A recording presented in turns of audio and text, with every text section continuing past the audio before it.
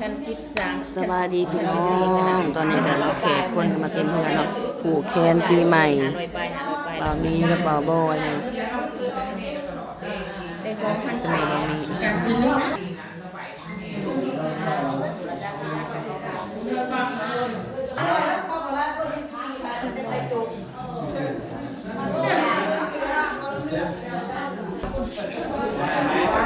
นี่มาหน่อยใช้ข้าวมาลูกเต่าล้านเลย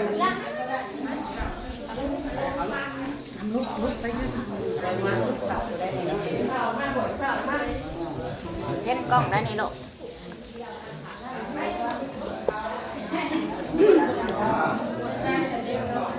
ไปกัน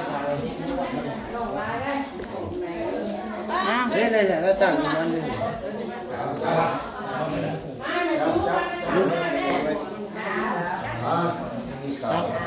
เอาไปกันเนี่ย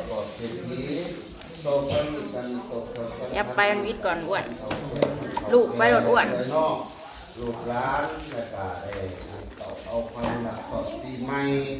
และปีเก่ารวมหลักไปแล้วก็เนี่ยประจุปุถิกันไล่ไปตามปีเก่า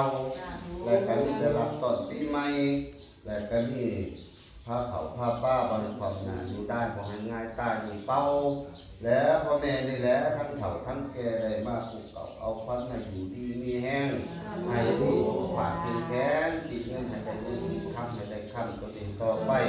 ความเจ็บอยากอยู่ได้ความไข่อยากอยู่ดีมีแต่ความสุขความสบายกายด้วยลูกเด้อ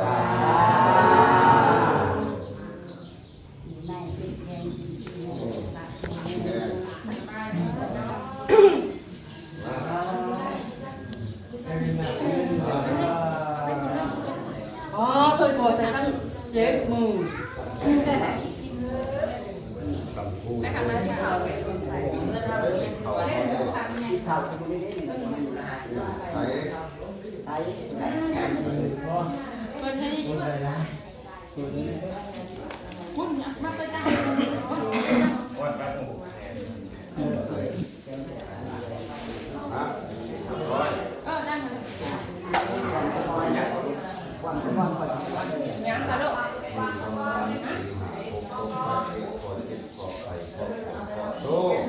แล้วตกไปนับปีเก่ารับตอนปีใหม่ต่อไปเอาหนักกว่านี้หนักกว่านี้เรามาเด้อใส่กันแล้วก็มาแล้วต้องทำไว้คนตกไปไหนข้าวหอมมันจะไปไกลแล้วมาบริจาคเบิ่งน้องเบิ่งหมู่เบิ่งร้านเบิ่งบ้านเบิ่งเรื่องในไหนบ้านในไหนเด้อเอากับเป็นลำไส้เนี่ยก็เป็นคอไร้บาดจะไม่ใช่มีแห้งต่อไปมีบาดแห้งมันนี่จะพ่นไม่ใหญ่ค่ะ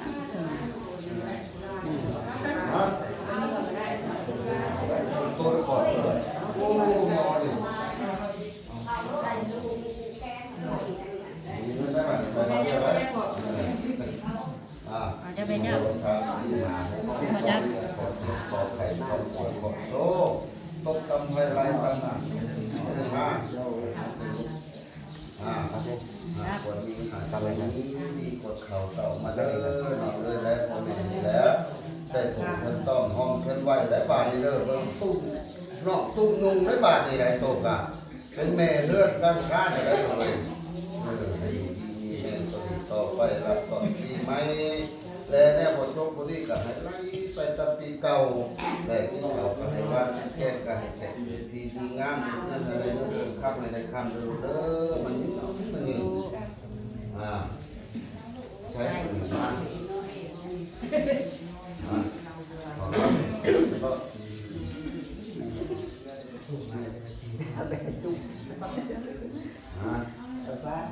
ต่อ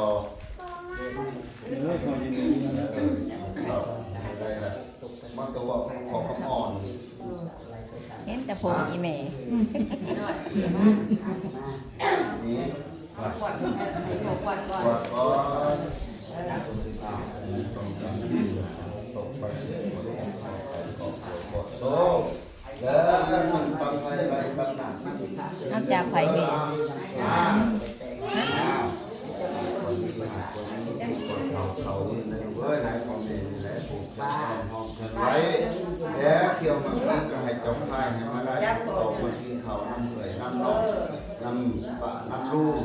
น้ำแก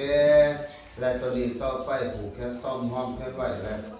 ความเจ็บความโศกให้ไล่ไปจากปีเก่าเลยด้วยไล่รับต้นปีใหม่ ยืนจับได้โง่แล้วนั่งจับเขาน่ะยืน ต่อ จับ ไปมีความสุขไปนอนลำเอาไอ้ติ๊กมาเลยโอ้ย แล้วพ่อใหญ่ผู้แทนให้ จะกวดตันนะมาทิ้งนะ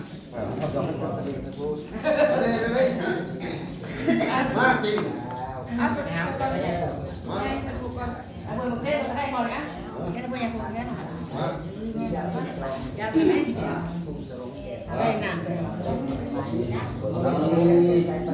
นี่แต่กวดกวดเขาเด้อให้เจ้าเขาเจ้ายืนตัวนี้ต่อไปแล้วให้เจ้าอยู่ดีมีแห้งความเจ็บเจ้าอย่าสุดความให้เจ้าอย่าสุดนี้คิดเงินให้ได้เงินคิดคำให้ได้คำอยู่เด้อ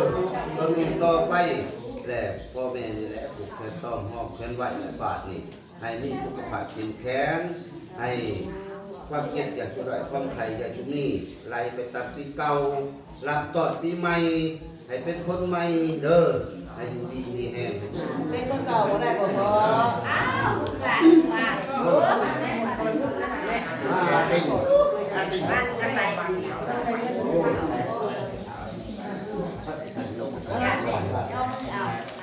ว่าติไรไรจ้าจ้าไรจ้าจ้า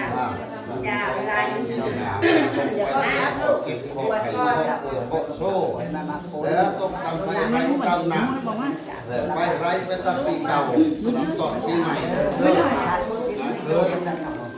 เจ้าไม่จริงหรอวันนี้ดีกว่าเขามาเด้อติงเลยแล้วพ่อแม่ต้องห้องแก้ไว้ครับป้าอาหารการกินแล้วเป็นว่าเที่ยวมาปีกันเจ้าชายมาได้กันบอกเป็นเด้อให้มันนอนเขาเลื่อนนะแม่ต่อไป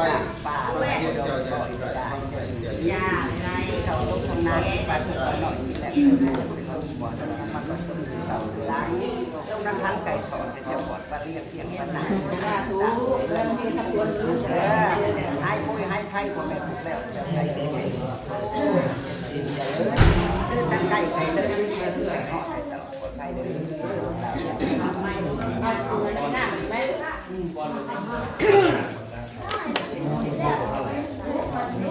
อะไรอ่อน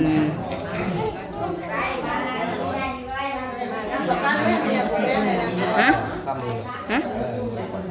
ยังคือติดอ่ะปวดไข่ของคนมีเมียถูกแล้วนะมีเด้อ สามเสียงตกไปสักขอบคุณ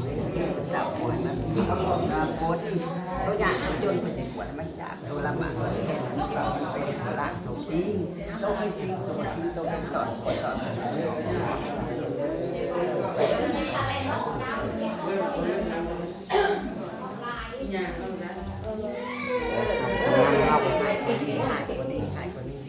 จะร้อนเส้นแล้วพอเช้าสดนะครับอย่างนี้ไปไม่ดีไม่ขาดใจไม่กุ้ยจะไปลุยน้ำแดงพอไม่คนแต่งอันนี้จะเป็นคนดีอยู่ภาษาที่จะเป็นจิตคมโซ่เล่นตุ้มโตให้เจ้าเกียรติปันไทยจะใหญ่เดียวจะว่าต้องการวัฒนธรรมเนี่ยจะยึดปัญหาหนักตามหนักขับเพื่อนผมมียังมาไกลมาตัดขัดนี้คือลมหัดใหม่ไกลที่หนักต้นตาที่หนักต้นว่างพ่อแม่ผู้เอาเจ้าอยู่บ้านปรารถนาสิ่งใดจะได้สิ่งนั้นแขนที่ทำไง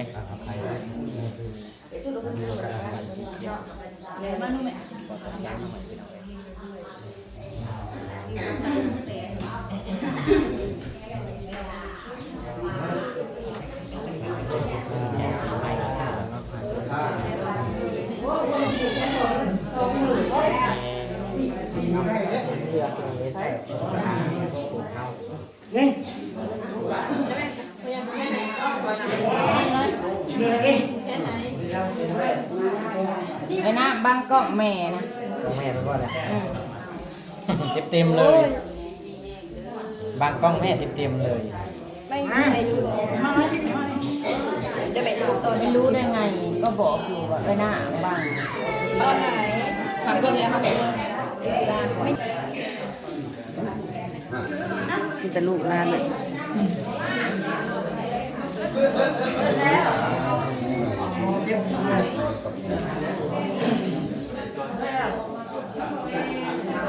อ้วนแล้วพัดลมมันไหมอ้วน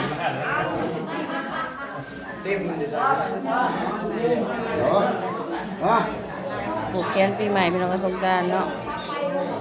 ก็ถูกแหละมีแห้งจะบริการอยากมีวันนี้ก็มีเวลาได้หน่อยฝากคนไหนก็แชร์พอกันใหม่กินมาเด้อสบายดี